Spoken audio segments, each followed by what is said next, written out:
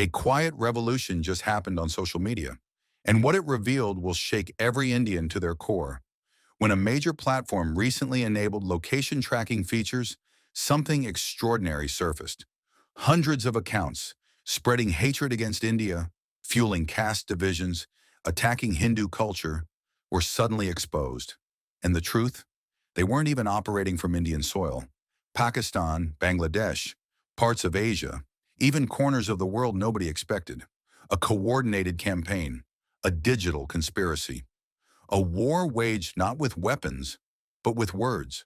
The question that haunts every Indian patriot tonight: how deep does this conspiracy run? And who's really pulling the strings? Picture this scenario for a moment.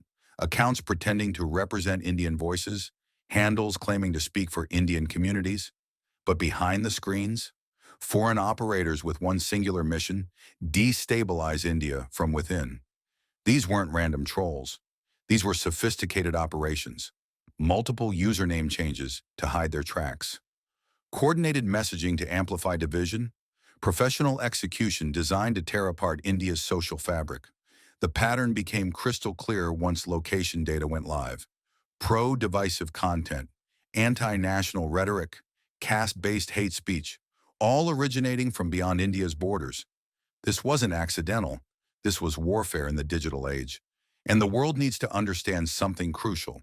When foreign powers can't defeat a nation militarily, they attack its identity, its unity, its very soul. But the assault doesn't stop at social media manipulation. Consider what happened at Miss Universe Bangladesh recently. The contestant stepped onto the global stage draped in attire, screaming Hindu heritage. The lotus motif, the intricate sari, jewelry designs rooted in ancient Bharatiya traditions. Her appearance reminiscent of Hindu goddesses worshipped for millennia. Yet when credit was never given to Hindu artisans, erasing the Hindu weavers, the Hindu cultural foundations that gave birth to these traditions. This wasn't ignorance. This was deliberate historical revisionism. The Jamdani weaving tradition and techniques were perfected by Hindu craftsmen, but in today's narrative warfare, even cultural origins are being rewritten, erased, appropriated. When did it become acceptable to steal a civilization's heritage? The propaganda machinery operates on multiple fronts simultaneously. Organizations like Turkey's state-run broadcasting network have launched systematic campaigns portraying India as an oppressor. Their documentaries selectively showcase incidents, carefully editing context, deliberately omitting crucial facts. They discuss interrogations of suspects but conveniently forget to mention that those being questioned were involved in terror attacks. They show security procedures but ignore the radicalization that necessitated those measures. They resurrect footage of past conflicts, repackaging old wounds to inflame current tensions. This is the same playbook used against America previously. The United States Justice Department confronted them directly, questioning whether they operated as a legitimate state organization or a propaganda apparatus. India banned them once, yet they continue operating with impunity. Why? Three strategic reasons fuel this agenda. First, legitimacy by proxy. Pakistan's voice carries little weight globally, but when Turkey speaks, people may listen. So Pakistan uses Turkey as its megaphone, gaining credibility by association. Second, economic incentives. Pakistan purchases affordable defense equipment from Turkey. These transactions strengthen Turkey's military-industrial complex while deepening their alliance with Pakistan. Third, the so-called brotherhood. Pakistan positions itself as the leader of this brotherhood, despite its own status as an economically devastated nation. Turkey recognizes that aligning with Pakistan through religious identity elevates its standing within this network. The hypocrisy is staggering. Muslims dying in Sudan? Both sides of that conflict are Muslim, yet selective outrage prevails. One side receives support, while the other faces condemnation. Their documentaries show disturbing interrogation tactics, stripping suspects, water torture, electric shocks, family members threatened with sexual violence. These images circulate globally, painting India as brutal and oppressive. But where's the context? Where's the discussion of the terror attacks that preceded these measures? Where's the acknowledgement of the radicalization networks operating within these communities? Isn't it convenient how propaganda always shows the response, but never the provocation? On platforms like TikTok, an entire ecosystem thrives on anti-India content. Influencers worldwide churn out videos portraying India negatively, knowing Indians can't respond because TikTok remains banned within India. It's a one-sided battlefield where millions watch hateful content, leaving thousands of venomous comments unchallenged. Comment sections overflow with racism, stereotypes, and pure hatred toward Indians. And Indians? They're rendered voiceless on this platform, unable to defend themselves, unable to present alternative perspectives. This asymmetry is by design. Silence Indians on certain platforms while flooding those same platforms with anti-India propaganda. Control the narrative by controlling who gets to speak. In recent years, something disturbing has crystallized across multiple continents. Hatred toward Indians has intensified dramatically. This isn't limited to online harassment. It manifests in physical violence, employment discrimination, and systematic exclusion. Indians relocating for internships find themselves terminated within days. Student visas get revoked without clear justification. The reason? Simply being Indian. A video from Poland captured a shocking moment. An Indian man shopping with his Polish girlfriend was confronted by a stranger who berated the woman for ruining her jeans by associating with a brown-skinned Indian. The man declared Poland the whitest country on earth and demanded she feel ashamed. Hotels in Kazakhstan and Malaysia display signs stating, "Indians not allowed." Some establishments demand special deposits exclusively from Indian guests, refundable only after thorough room inspections. A five-star Dubai hotel received scathing reviews from Indian tourists documenting systematic discrimination. Old towels reserved for Indians. Sunny, uncomfortable seating for Indian families while foreigners received shaded areas without asking. Pre-booked jet ski rides given to foreigners ahead of Indians who had reservations. Indian children seated in restaurant corners to avoid disturbing foreign guests. Search social media platforms for experiences of Indian tourists. The testimonials multiply endlessly. Second-class treatment, open discrimination, racial profiling. Street confrontations occur daily. Indians, go back home. Why are you in my country? You're invaders. Videos go viral showing Indians being publicly assaulted, experiencing racial attacks in broad daylight. Even in Israel, considered one of India's closest allies, incidents of discrimination against Indians surface regularly. Confrontations over dietary practices, pressure to consume beef despite religious objections. Australia witnessed massive protests demanding restrictions on Indian immigration. Protesters held signs. Thousands marched through streets chanting a racial slur specifically targeting Indian Sikhs. Ireland, Poland, England, similar patterns emerge. Public protests demanding the removal of Indian invaders from their countries. Social media amplifies this hatred exponentially. Search India on certain platforms and horrifying content appears. Disgusting images attached to India's national flag. Recently, this hatred intensified suddenly, as though coordinated campaigns had been activated. Leading figures in this hate ecosystem include individuals like Barry Stanton, a pizza delivery worker in the UK, who brands himself a patriot while posting relentless anti-Indian content. He understands that India's large population ensures anything about Indians generates viral engagement. So he exploits this for views, attention, and influence. YouTubers capitalize on anti-India content knowing it attracts views. Dirty Indians, unhygienic Indian street food. Meanwhile, equally unsanitary conditions exist in Europe, Pakistan, and elsewhere, but selective targeting focuses exclusively on India. Videos exposing Indian scam call centers rack up 30 to 40 million views, with hackers live streaming raids on scammer computers, their cameras turned on for public humiliation. The impact on visa applications tells the story quantitatively. In 2024 alone, 165,000 Indian Schengen visa applications faced rejection. The entire 28-country European Union collectively denied visas to this massive number of Indians. That's one rejection for every 6 applicants. Non-refundable fees cost Indians 136 crore rupees. India now ranks third globally for highest visa rejection rates in Schengen applications. India's passport ranking plummeted from 80th position to 85th, making it one of the world's weakest travel documents. Behind all this lies one fundamental factor: India's deteriorating global image. Perceptions have solidified. Indians are dirty. Indians are scammers. Indians lack basic civic sense. Indians are the world's worst tourists. But is any of this actually deserved? Or is this simply another front in the information warfare against India? Just years ago, India's global image was ascending. Yoga, Ayurveda, festivals, classical dance. Foreigners embraced Indian culture enthusiastically. Positive attitudes toward Indians were forming organically. Foreign residents in India expressed genuine appreciation. Indians are friendly, warm, and welcoming. I love your traditions, your rituals, your celebrations. So what changed so dramatically in such a short time frame? The uncomfortable truth demands examination. A sign in London, written in Gujarati, "Spitting here is prohibited." And directly below that sign, "Pitan stains everywhere." Indians replicating the exact behavior they practice in India, showing zero adaptation to local norms. Certain London neighborhoods deteriorated so badly that local councillors requested the government ban pawn entirely. In the Brent area alone, authorities spend £30,000 annually just cleaning pond spit left by Indians.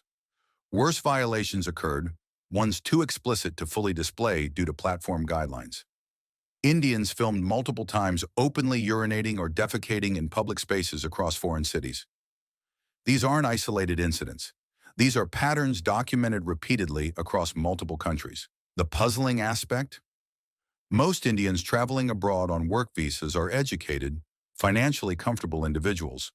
Yet basic civic sense remains absent. Indian tourists bathe in public fountains. They discard garbage carelessly. They sit on sidewalks eating meals as though public roads were their private dining rooms. Even a famous Gujarati actor went viral for inappropriate public behavior. Indians demonstrate fundamental confusion between private and public space. They lack understanding of proper public conduct. One video from Thailand captured drunk Indian tourists passed out on Pattaya Beach, surrounded by scattered trash. Behaviors culturally acceptable in India: dancing on public roads, playing loud music. Disturb foreign residents who have different expectations for public space decorum. A group of Indian tourists in Thailand dancing at a major attraction sparked criticism for lacking basic civic awareness.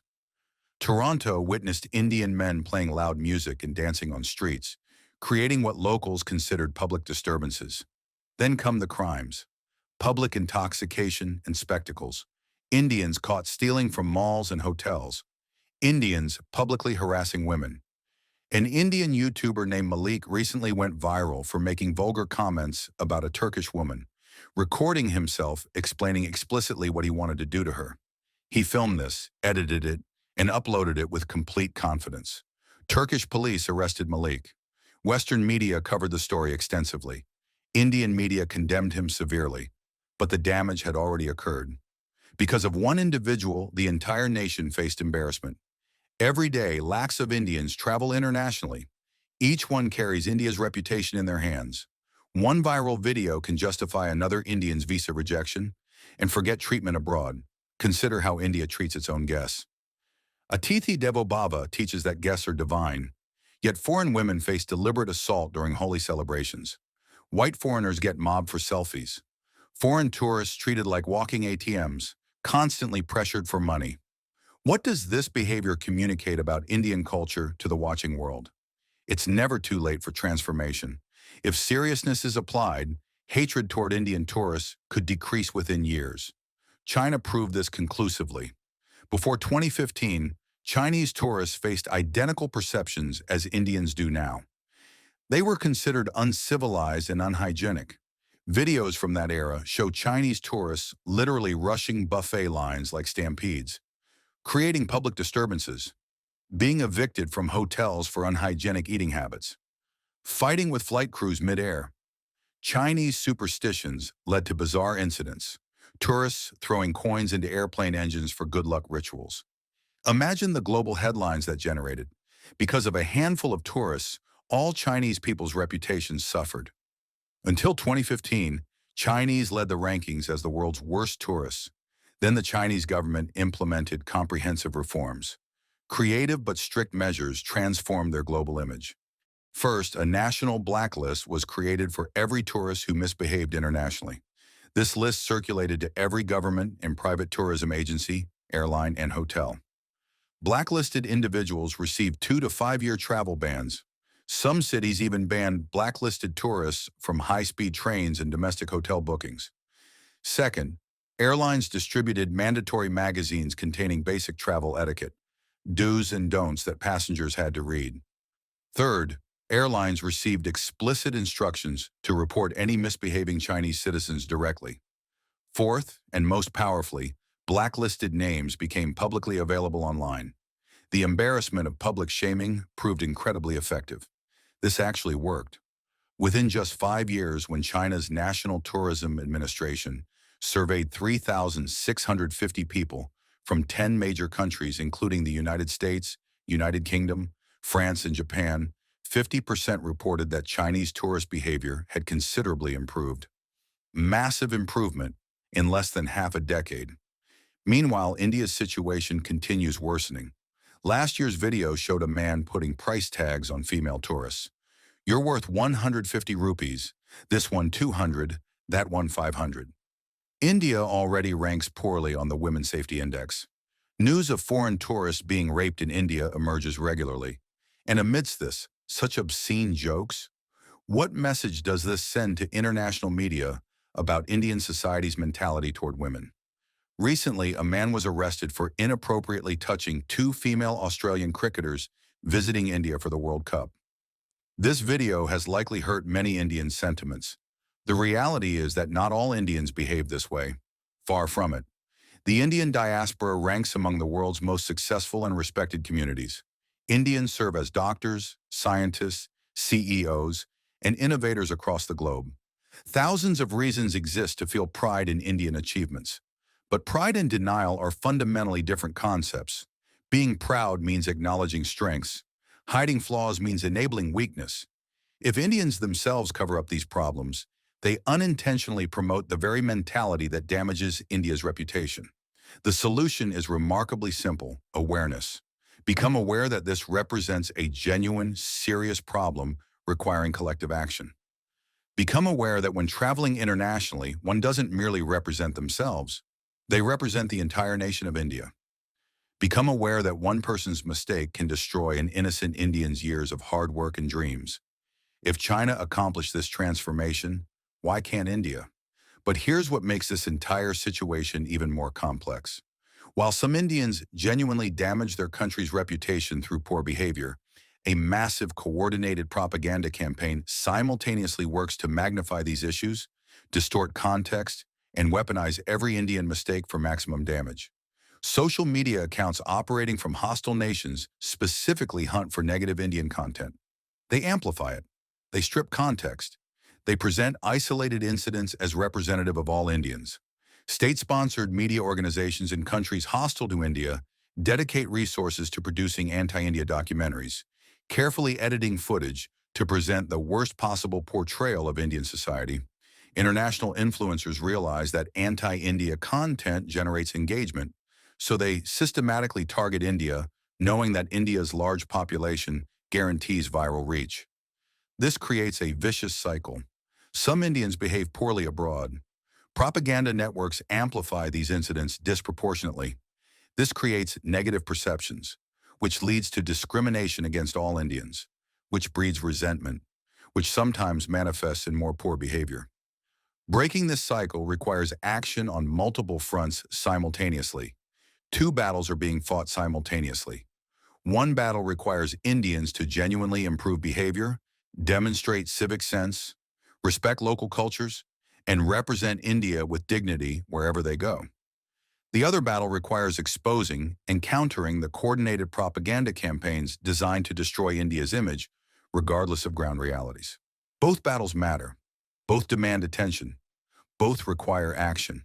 When every Indian travels, they carry Bharat's honor on their shoulders. When every Indian interacts globally, online or offline, they shape how the world perceives 1.4 billion people. That's an enormous responsibility, but also an incredible opportunity. Imagine if every Indian traveling abroad demonstrated impeccable behavior. Imagine if every Indian online represented their culture with grace and dignity. Imagine if every Indian business person, student, tourist, and worker became an ambassador for Indian values at their finest. The world would have no choice but to respect India. And simultaneously, imagine if every Indian became aware of the digital warfare being waged against their nation. If every Indian learned to identify propaganda, question narratives, demand context, and push back against coordinated hate campaigns, the propaganda machinery would lose its power. China transformed its tourist reputation in 5 years through systematic effort and national commitment. India possesses far greater human capital, far deeper cultural resources, and far more potential than China ever had. The only question remaining is one of will, one of commitment, one of collective national consciousness.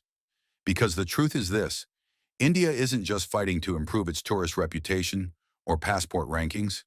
India is fighting to protect its identity, defend its civilization, and secure its rightful place in the global order. Every small action matters. Every moment of civic responsibility counts. Every instance of standing up to propaganda makes a difference. The digital warriors spreading hatred from beyond India's borders want Indians to fail.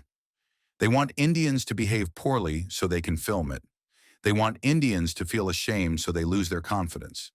They want India to fracture from within so it never rises to challenge their dominance. So the question every Indian must ask themselves tonight is this: will you let them win, or will you become part of the solution that restores Bharat's honor across the world? The answer to that question will determine not just India's image, but India's future.